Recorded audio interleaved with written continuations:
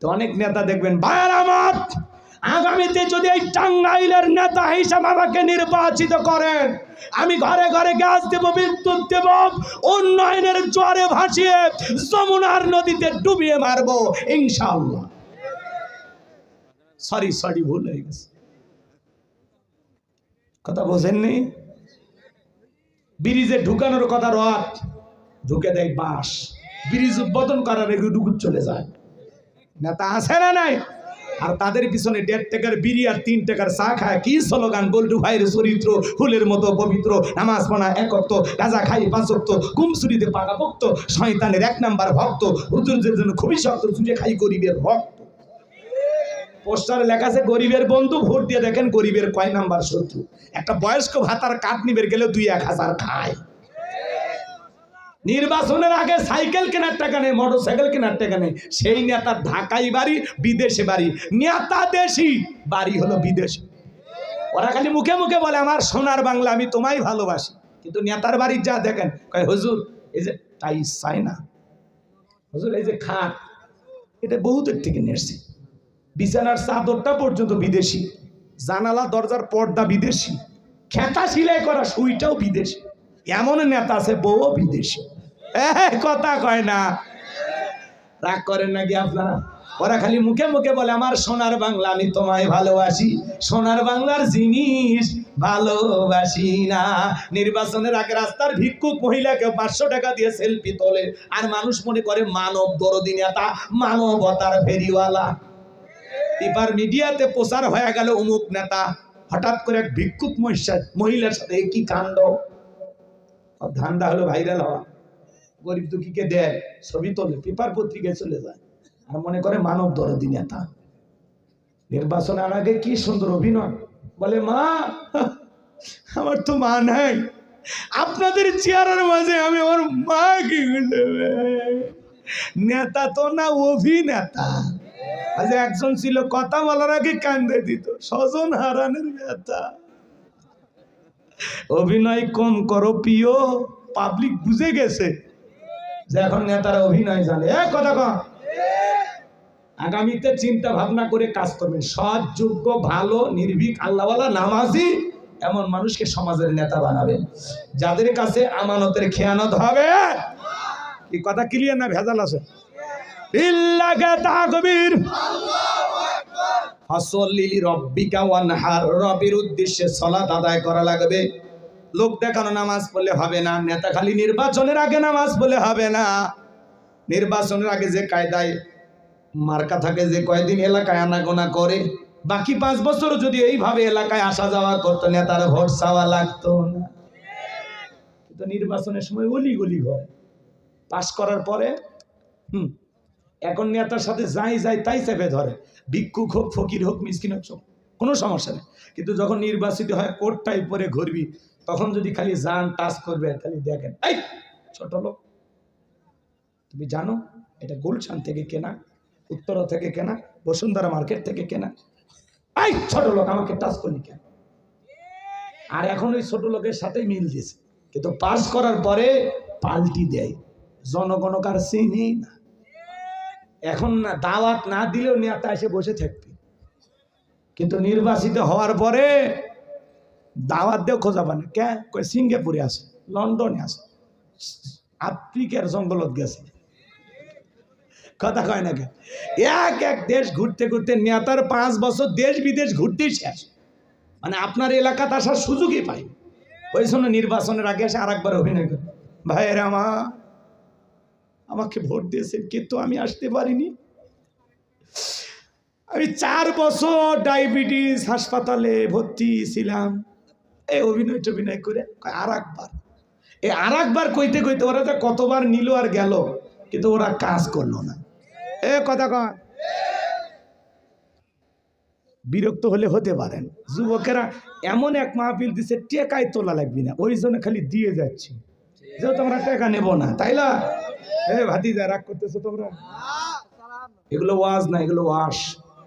সামনেতে বুঝে শুনে পা ফেলা লাগবে। টেন্ডারবাজি, চাঁদাবাজি এই দেশে চলতে দেওয়া হবে না।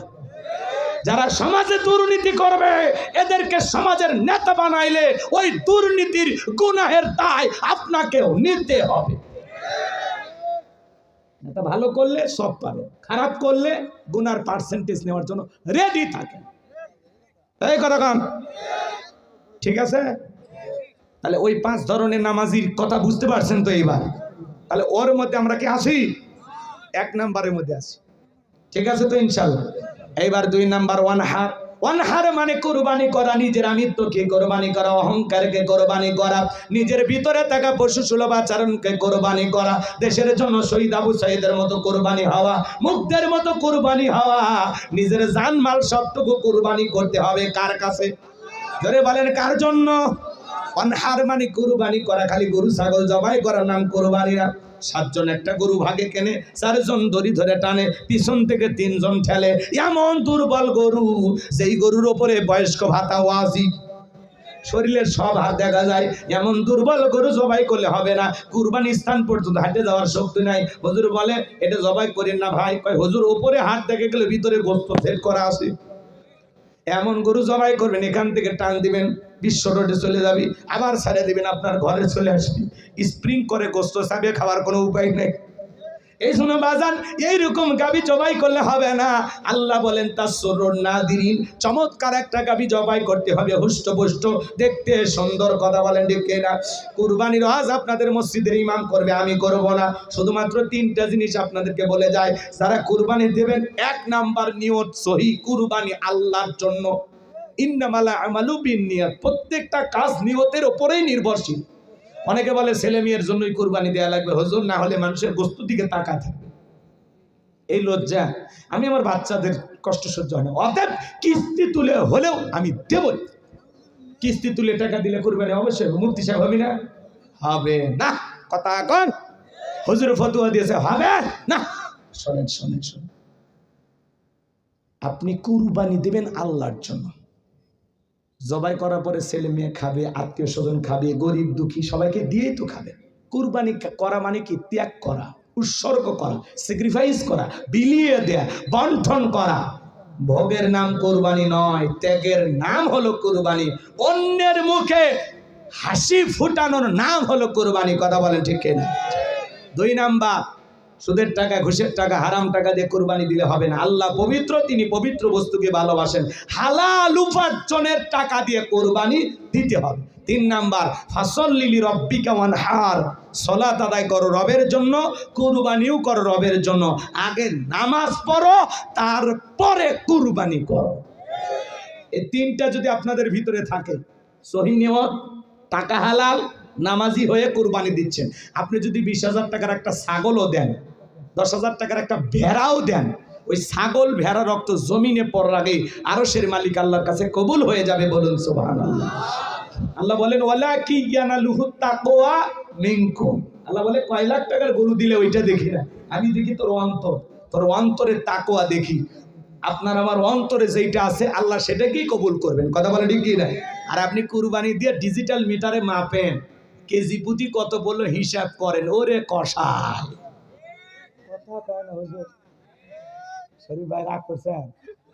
এগুলো আজকে আপনারা শোনেন নাকি? খারাপ লাগে? কুরবানি আল্লাহর জন্য। 1000 টাকা কেজি পড়লো না 600 টাকা পড়লো, খবরদার ভাগ দিয়ে দেখবেন, মনে জান থাকে, আল্লাহ কবুল করেন। জোরে বলেন আমি। 3 নাম্বার আয়াত, আমার আল্লাহ বলেন ইন্না শানিয়াকা হুয়াল আবতার। আল্লাহু আকবার। আমার আল্লাহ ডেকে বলে নবী গো, যারা আপনাকে লেস কাটারির বংশ বলে, আপনি মন খারাপ করবেন না। ওই আবুল হাবুদ বাদশাহী বাবাদের বংশে বাতি জ্বালানোর কেউ থাকবে না। নবী গো, আপনার ছেলে সন্তানগুলোকে আমি আল্লাহ পাক শিশুকালে নিয়েছি, এই জন্য মনের মধ্যে কষ্ট নেবেন না। এই পৃথিবীর জমিনে আপনাকে মহাব্বত করা, আপনাকে ভালোবাসার কোটি কোটি রুহানি সন্তান আমি আল্লাহ পাঠাবো, যারা আপনার জন্য জীবন দিতে প্রস্তুত থাকবে। বলুন আল্লাহু আকবার। নবীজির অপমানে যদি না কাঁদে তোমার মন, মুসলিম নয় তুমি মুনাফিক, নবীজির দুশমন। পুরো পৃথিবীতে 700 কোটির উপরে মানুষ, এর মধ্যে 200 কোটিরও বেশি মুসলমান। আমরা হলাম সবাই নবীজির রুহানি সন্তান। আল্লাহু আকবার বলেন। ফ্রান্সের জালেমেরা নবীজির কার্টুন প্রদর্শন করে, নাকটা ব্যাকা করে দিয়া মুখে কয়েকটা দাড়ি লাগা, বলে ইনি মুহাম্মদ, জোরে কর নাউজুবিল্লাহ। মুহাম্মদ মানে প্রশংসিত। আপনার আমার নবীর কার্টুন প্রদর্শন করে যে সমস্ত জালেমেরা, বলেন তো বাজান, আমার নবী কি দেখতে কার্টুনের মতো? এই পৃথিবীর কোন মানুষের কাছে নবীর ছবি কি আছে? এই পৃথিবীর সবচাইতে সুন্দর মানুষটির নাম মুহাম্মদ রাসূলুল্লাহ সাল্লাল্লাহু আলাইহি ওয়াসাল্লাম, যে নবীর চরিত্রের সার্টিফিকেট আল্লাহ দিয়ে বলেন ওয়া ইন্নাকা লাআলা খুলুকিন আযীম।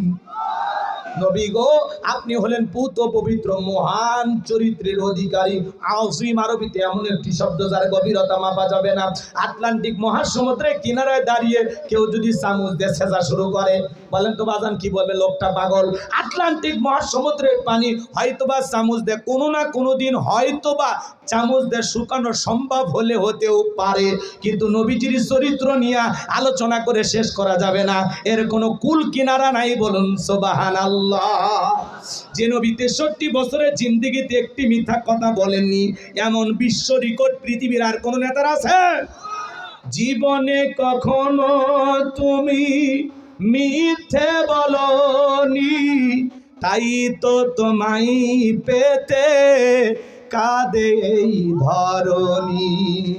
জীবনে কখনো তুমি মিথ্যে বলনি, তাই তো তোমায় পেতে কাঁদে এই ধরণী। জোরে বলেন মারহাবা। সেই নবীকে আদর্শ নেতা মানতে রাজি আছেন তো ইনশাআল্লাহ? ৬৩ বছরের জিন্দেগিতে একটি মিথ্যা কথা বলেননি মুহাম্মদ রাসূলুল্লাহ সাল্লাল্লাহু আলাইহি ওয়াসাল্লাম। আল্লাহু আকবার। কেমন মহামানব ছিলেন, কি সুপার কোয়ালিটির মহামানব ছিলেন, কেমন মানুষ ছিলেন। সেই নবীকে ওলীদ বিন মুগীরা গালি দিয়ে বলতো, অকাত্য ভাষায় বিশ্ব নবীকে গালি দিত। আল্লাহ আয়াত নাজিল করে বলেন উতুল্লিম বাদা যালিকা জানিম।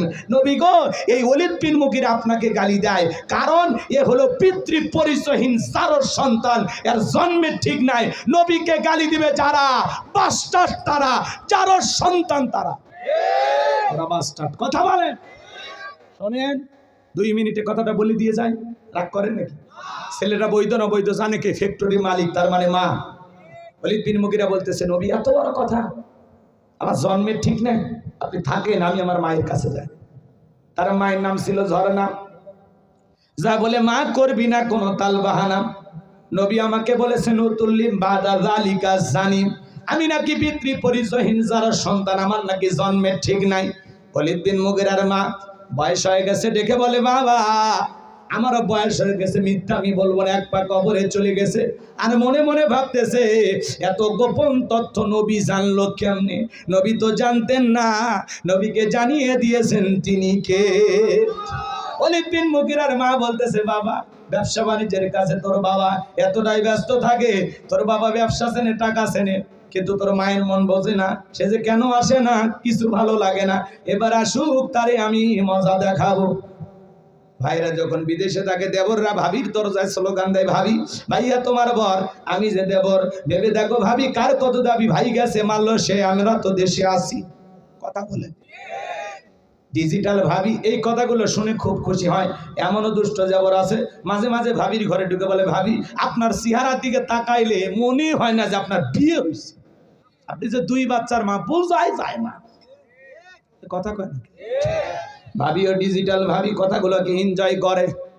ভাবি যদি নেককার হইতো, দিনদার হইতো, আল্লাহওয়ালা হইতো, আল্লাহর ভয় যদি ভাবির অন্তরে থাকতো, ভাবি ডেকে বলতো কুল্লিল মুমিনিনা গুদ্দুনা মিন আবসারিহিম। হে দেবর, আল্লাহ বলেছেন মুমিন পুরুষের দৃষ্টি থাকবে নিচের দিকে। আমাকে দেখার অধিকার তোর ভাইয়ের আছে, তোর জন্য আমাকে দেখা জায়েজ নাই, ঘর থেকে বের হয়ে যা। মা বোন যারা আবার শুনতেছেন, মা 2টা পুরুষ হতে 2 কিলোমিটার দূরে থাকবেন। একটা দেবর আর একটা দুলা ভাই, এরা হলো মৃত্যু তুল্য বিষাক্ত সাপের চাইতেও ভয়ঙ্কর। এই সমাজ শেষ হয়ে গেছে। এই 2টা পুরুষের দ্বারা মা বোনেরা অনেক নির্যাতনের শিকার হয়, কিন্তু কাউরে প্রকাশ করতে পারে না। মাঝে মাঝে দেখেন না দেবরকে নিয়ে ভাবি উধাও, দুলা ভাইয়ের সাথে শালি ভাইকে গেছে, নেটওয়ার্ক খুঁজে পাওয়া যাচ্ছে না, আছে না নাই? এই সমাজকে সবচাইতে বড় গ্রাস করছে এই মোবাইল। এই মোবাইলের ওজন কম, কিন্তু মোবাইলের মাধ্যমে পাপের ওজনটা অনেক বেশি। হাতে হাতে মোবাইল, হাতে হাতে গুনাহ। কথা বলে রাতের আধারে দরজা লাগাইয়া একা একা কম্বলের ভিতরে, ল্যাপের ভিতরে মা যখন নক করে দরজা, রুবেলাই ভিতরে এখন আলো চলে, বাংলাদেশের স্বাধীনতার যুদ্ধ পদ্মা সেতু করতে পড়ার ভান করে। যখন মা চলে যায় আবারও মোবাইল, অনলাইনে ফ্রি ফায়ার, পাবজি সাসাজি, অনলাইনে জুয়া, এ সমাজকে ধ্বংস করে দিছে। ইয়াবা আসক্ত। কথা বলে না কেন? আপনাদের এলাকার ছেলেরা ভালো, এরা ইয়াবা খায় না, এরা শরবত খায়। এলাকায় নেশা করে, অভাব নাই। একটা সন্তান যদি নেশা করে ওর পরিবারকে ধ্বংস করে দেয়। কথা বলেন, নেশা দ্রব্য করো না বাবা, শরাব পান করো না, মদে আবার ফেন্সিডিল গাঁজা মদ এগুলো খাইও না, এগুলো মাতলামি করো না। আল্লাহ যেন যুব সমাজকে হেদায়েত দান করে। যেই মুখে মা সেই মুখে মাদক তোলা যাবে না, মাদককে না বলুন। আল্লাহ যেন যুব সমাজকে হেদায়েত দান করেন। জোরে বলেন আমি। শোনেন শেষ কথাগুলো বলে দিয়েছে, খারাপ লাগে? দোয়ার দিকে গেলে ভালো হয়। ওর মেলা রাত হয়েছে, আমি তো মনে করি কেবল 12টা বাজতেছে, 12টা পার হয়ে গেছে। তাকবীর লিল্লাহ তাকবীর। তাহলে যুব সমাজকে কি নষ্ট করছে? মোবাইল। কি নষ্ট করছে? আমি কি বলবো? রাগ করবেন না। দেশে মোবাইল আইছে, চিঠি বন্ধ হইয়াছে, দিওয়ানা বানাইছে, ভোলা মাইয়ার মনের কথা ভাসে বাতাসে। ও দেখো ভোলা পানের মন বাদা ফেসবুকে এখন, ও দেখো ভোলা পানের মন বাদা ফেসবুকে এখন, মোবাইলে চ্যাটিং কইরা কাটায় সারাক্ষণ। এই মোবাইল পাইয়া দেখো মদনের মাইয়া, এই মোবাইল পাইয়া দেখো মদনের মাইয়া কি কাণ্ড ঘটাইছে। স্বামী সংসার রাইখা নাকি পালাইয়া গেছে, সে যে স্বামী সংসার রাইখা নাকি পালাইয়া গেছে। 2 বাচ্চার মা, 4 বাচ্চার মা পরকীয়া প্রেম করে আরেকটা ছেলের হাত ধরে পালিয়ে যায়। যে নারী স্বামী রেখে সন্তান রেখে আরেকটা ছেলের হাত ধরে পালিয়ে যায়, ওটা হলো নারী জাতির কলঙ্ক, ওটা পাশানি ডাইনি, বিশ্বাসঘাতক নারী। কেমনে পারলা বোন? ও মা, তুমি কেমনে পারলা তোমার স্বামী রাইকে আর সন্তান রাইকে আরেকটা ছেলের হাত ধরতে? কেমনে পারলা? আমার স্বামী খারাপ? এই মহিলা, তোমার স্বামী কি ফিরাউনের চাইতে খারাপ? কয়টা স্বামীর সংসার করেছ? বিয়ের আগে সবাই মিষ্টি মিষ্টি কথা বলে, বিয়ের পরে টের পাবে 3 মাসে আসল রূপ বের হয়ে আসবে। ধৈর্য নিয়ে সংসার করতে হয়। বেশি জেদ রাগ নারীকে ধ্বংস করে দেয়।